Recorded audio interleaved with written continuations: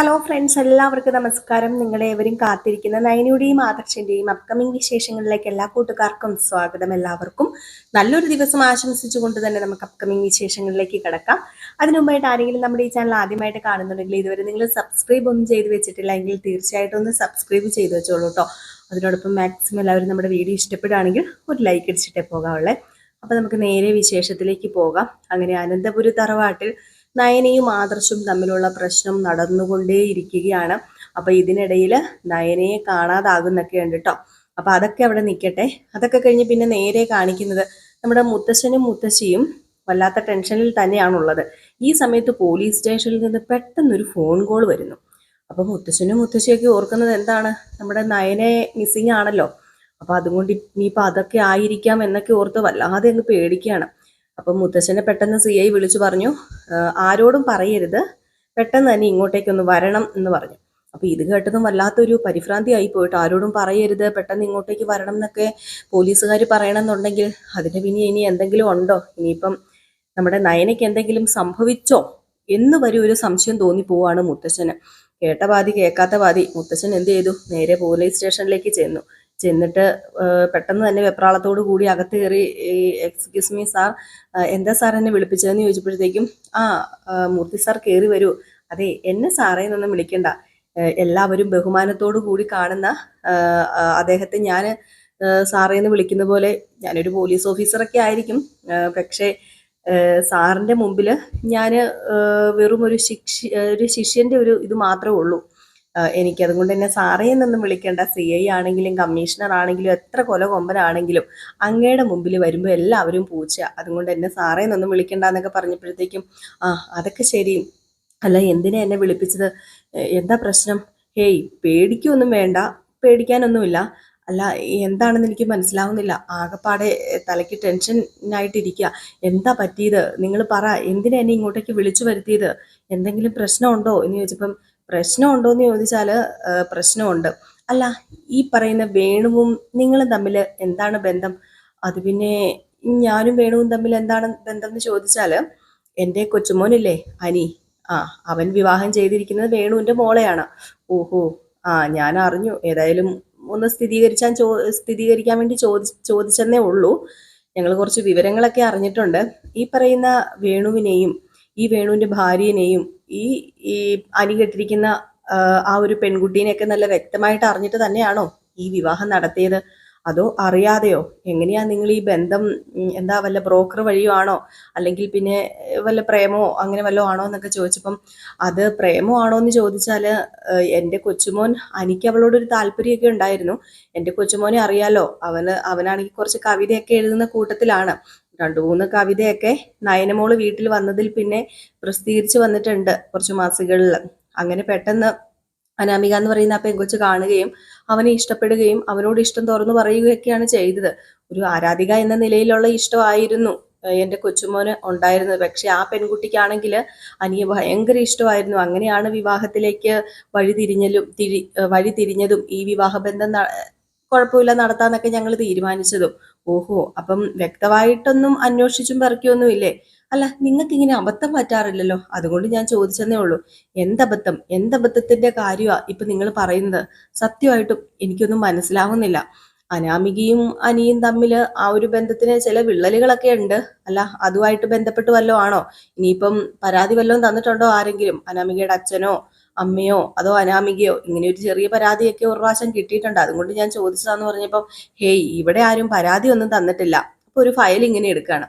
ഒരു ഫയൽ എടുത്തിട്ട്, ദേ ഈ കാണുന്ന വേണു തന്നെയല്ലേ നിങ്ങളുടെ കൊച്ചുമകന്റെ അമ്മായിയപ്പൻ? അതെ, ഈ വേണു തന്നെയാണ്.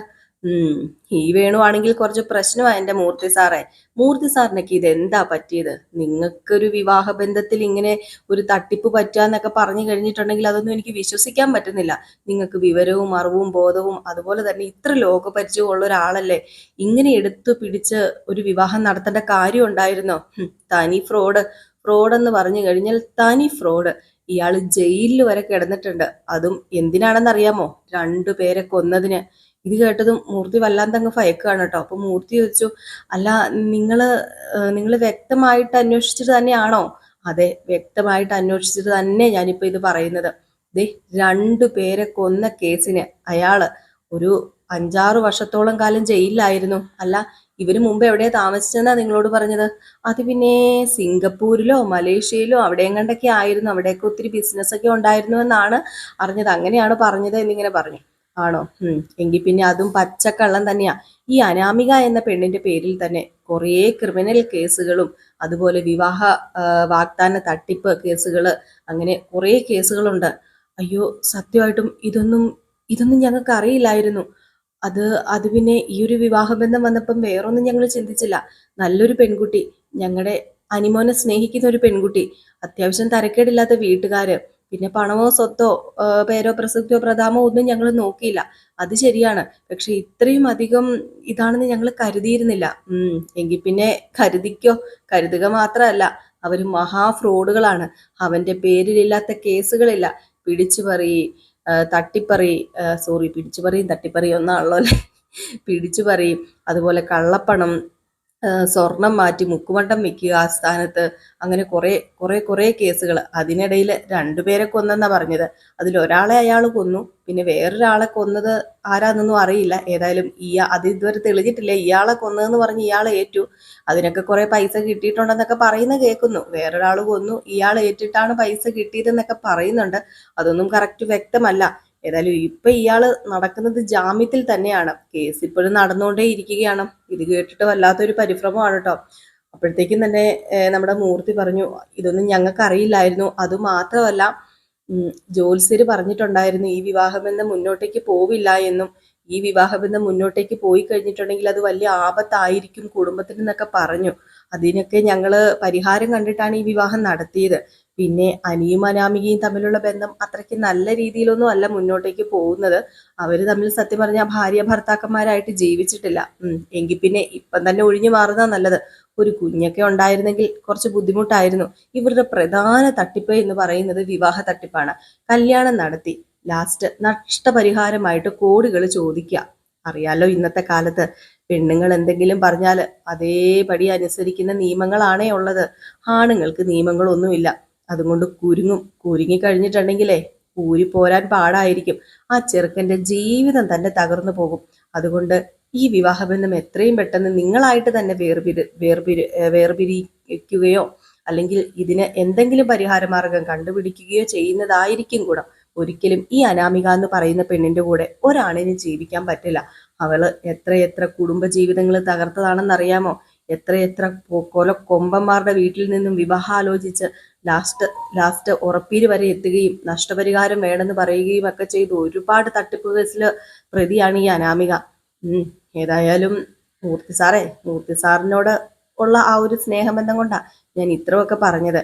ആരോ ഒരാൾ എന്നോട് പറഞ്ഞു, ഈ വേണുവിനെ കണ്ടപ്പോൾ മൂർത്തി സാറിന്റെ കുടുംബവുമായിട്ട് ബന്ധമുണ്ടെന്നും അവിടുത്തെ ചെക്കനെയാണ് ആ പെണ്ണ് വിവാഹം കഴിച്ചതെന്നും ഒക്കെ. അതുകൊണ്ട് മാത്രം ഞാൻ പറഞ്ഞതാ, നിങ്ങളുമായിട്ടുള്ളൊരു സ്നേഹബന്ധം ഉള്ളത് കൊണ്ട് മാത്രം സൂക്ഷിച്ചും കണ്ടും മുന്നോട്ടേക്ക് പോയി കൈകാര്യം ചെയ്തു കഴിഞ്ഞാൽ കൊള്ളാം എന്ന് പറഞ്ഞു.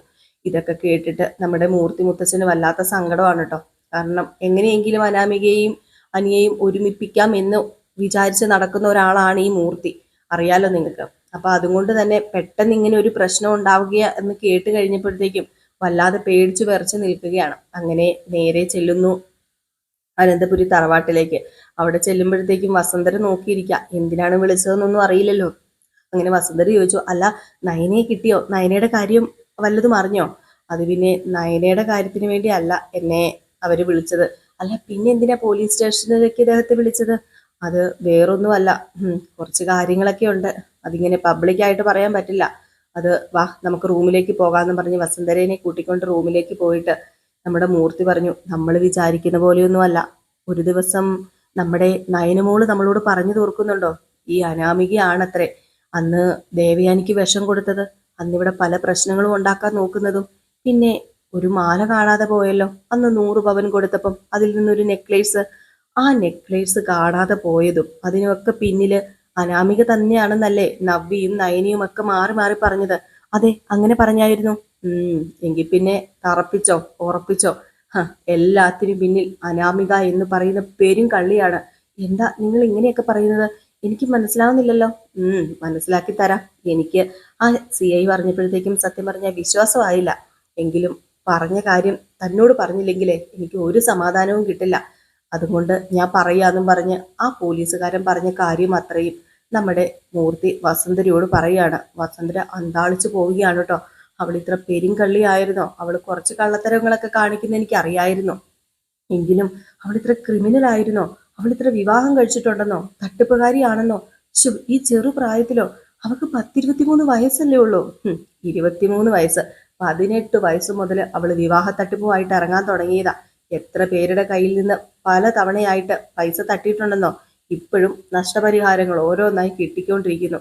അതുകൊണ്ട് ഈ ബന്ധം തുടരുന്നത് നല്ലതല്ല വസന്തരെ. ഇത് ഇവിടം കൊണ്ട് അവസാനിപ്പിക്കണം. നമുക്ക് വലിയൊരു അബദ്ധം പറ്റിപ്പോയി. അനി തിരഞ്ഞെടുത്ത ജീവിതം അത് അതായിരുന്നു നല്ലത്. അവന് നന്ദുവായിട്ടുള്ള വിവാഹബന്ധം അതായിരുന്നെങ്കിൽ ഒരിക്കലും ഈ പ്രശ്നം വരികയോ അവന്റെ ജീവിതത്തിൽ ഇങ്ങനെ ഒരു രണ്ടാം കല്യാണമെന്ന് ആ ഒരു ഇത് വരികയോ ഒന്നും ചെയ്യില്ലായിരുന്നു. ഇതിപ്പം ഇലയ്ക്കും മുള്ളിനും കേടില്ലാത്ത വിധത്തിൽ വേണം നമുക്കെല്ലാം ഒന്ന് മാറ്റി തിരുത്താനായിട്ട്.